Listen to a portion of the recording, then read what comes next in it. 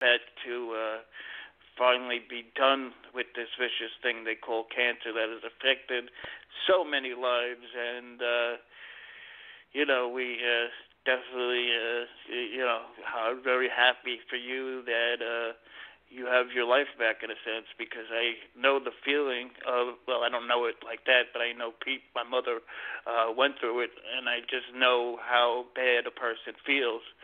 So congratulations on not having to feel that anymore. Well, I thank you for saying that. And like I've said before on your airwaves, even though I've been through it and I go through it, I know that there are people out there listening right now that are either going through it themselves, or having loved ones that are going through it. And if they're out there listening, I continue to wish them strength and all the best. And if I can be any tiny example to anyone about beating cancer and coming through the other side, then I'm thrilled that I went public with it, and more than happy to continue to support anyone I can who's going through the battle. Would you ever consider writing a book about it? I haven't yet, but maybe when the time is right, maybe eventually the time will feel right, and who knows, maybe that kind of book will come forward. Absolutely. Now, this next trial has been covered by CBS 48 Hours. It's astonishing. It's about this businessman who getting ready to face his fourth trial. Here is some sound of the case. We'll talk about it on the other side. Jury selection is expected to begin this morning for a prominent New York businessman. He faces his fourth murder trial in the death of his estranged wife. 2 previous guilty verdicts against Calvin Harris were thrown out. This time, Harris's defense team hopes to introduce new evidence, including charred clothing allegedly linked to the victim. It was uncovered in January, more than 14 years after Michelle Harris vanished. 48 Hours correspondent Erin Moriarty began covering the story nearly a decade ago. Calvin Harris's defense team thinks the truth about what happened to Michelle Harris may lie at the bottom of this burn pit. It's on property once owned by a man they believe is responsible for her murder. The color of the charred fabric is navy blue and tan.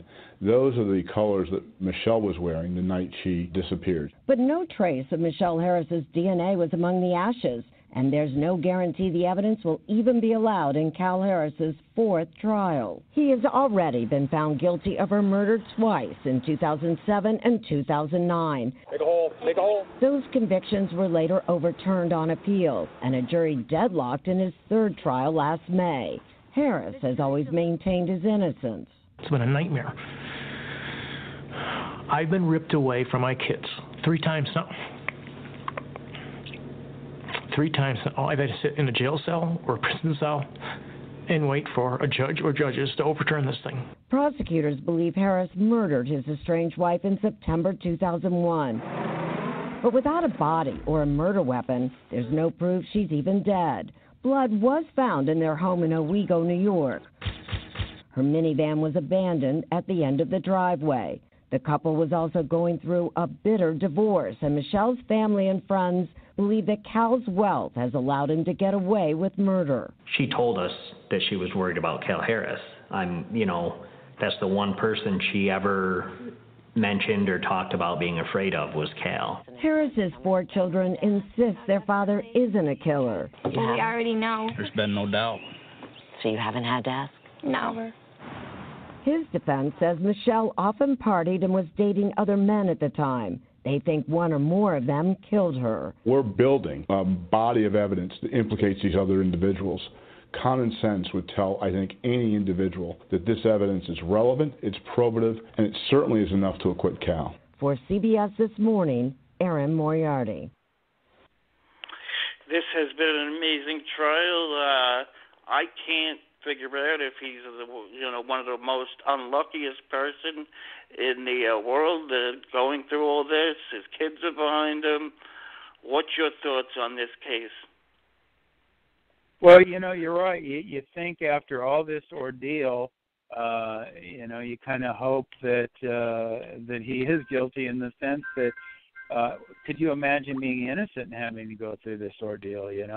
It's highly unusual for this many prosecutions to take place on a case definitely of circumstantial evidence. It spanned 15 years.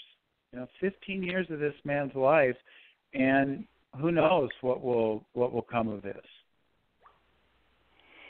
Yeah, I mean, it's really hard to figure out, and we've seen cases like that where they're guilty. We've seen, of course, they've been innocent, but 4 times is that's a really big number. I mean, have you ever heard of such a long case going through 4 times? I have not had that experience where somebody went to trial 4 years. I've had cases that, where they were dismissed before trial for various reasons and brought up, and then, just before the statute of limitations runs, which in Arizona is 7 years, they're brought up, so it's hanging over a person's head for, about 7 years. But this is double that, and for a murder case, and you're trying to clear your name, and the evidence changes over those years, and it's quite an ordeal. I just could not imagine. Oh yeah, there's no question about it, and I tell you, the attorney fees must be very high up there for. Well, and that goes to your point earlier. Just think if this man didn't have the means to hire the lawyers he has, might he be in jail for these 15 years? Or might he be destitute with an inexperienced with an inexperienced public defender, So. Yeah, so we'll find out maybe on this, hopefully for everybody's sake, the final trial. And I hope the jury gets it right this time.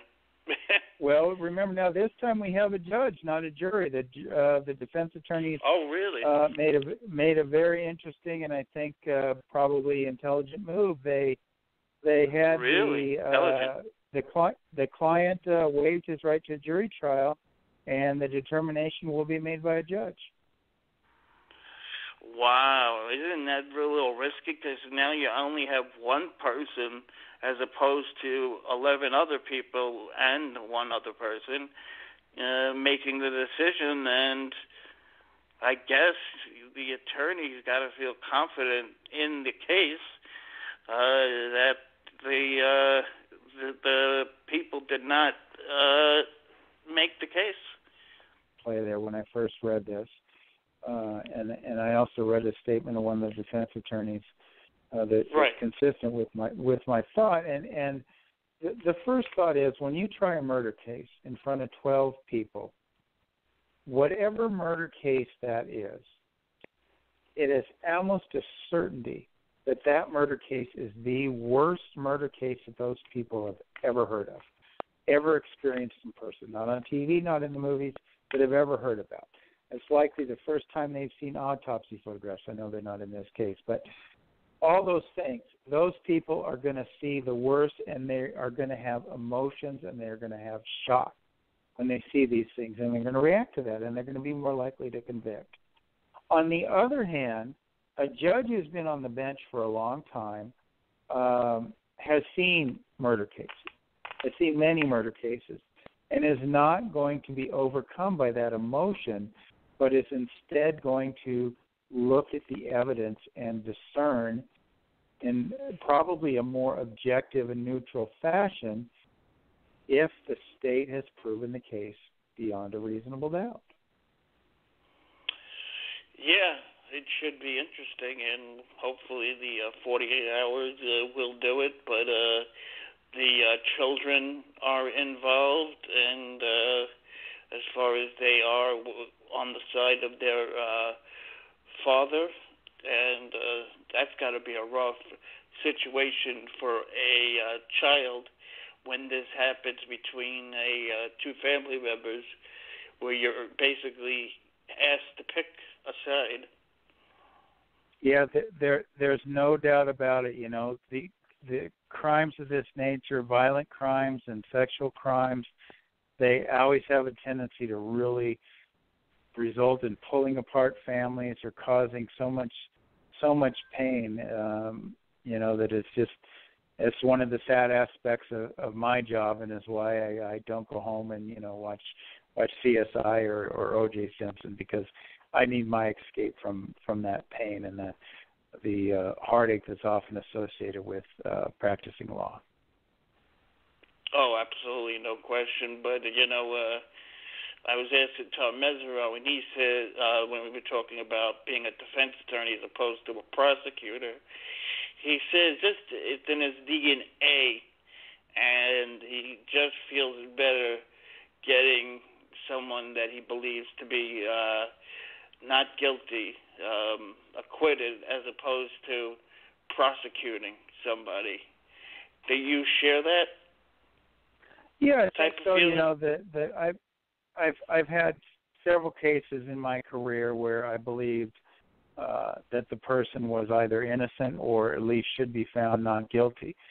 Those are the toughest cases for the attorney, because you really hope that the person doesn't get convicted. But at the flip side, they're the most satisfying, because if you win the case, it is a hugely satisfying feeling to know that you helped restore the freedom of a person who was innocent of the charges. Absolutely, that's absolutely an excellent point. And let's talk also now. There was a civil award case for Terry Bollea, Hulk Hogan. Let's hear some of that, and we'll talk on the other side. Well, they picked the wrong guy this time.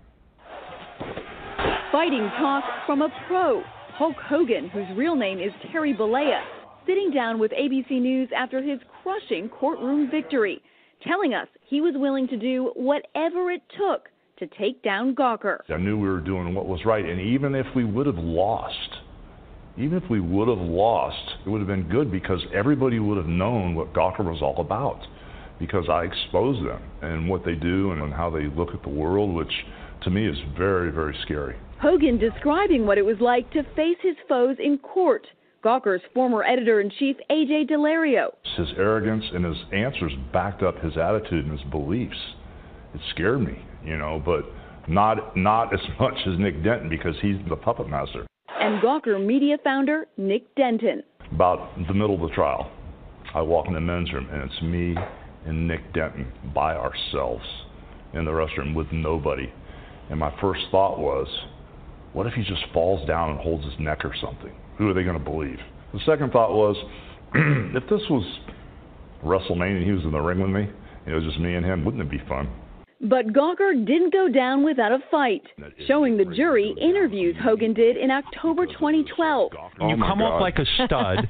Honest to God, are you kidding me? Do you think you come off bad in that tape? Just days after they posted the sex tape involving him and the wife of his best friend at the time, Bubba Clem. But their point is, if you're talking about that tape, then you can't be that embarrassed. Well, talking about it's a lot different than having somebody illegally post the tape when you're seen naked in front of 7 million people. I will be naked forever, until my children's children die because of the internet. Hogan says he still hasn't watched the tape himself. You haven't seen the tape that Gawker posted to this day. I was in a situation where I had to look and identify myself on a player, and I walked away from it. I would never watch the tape. And despite suggestions he knew he was being filmed? Do you maintain you did not know you were recorded? No. You feel like you were set up by your friends? Yes.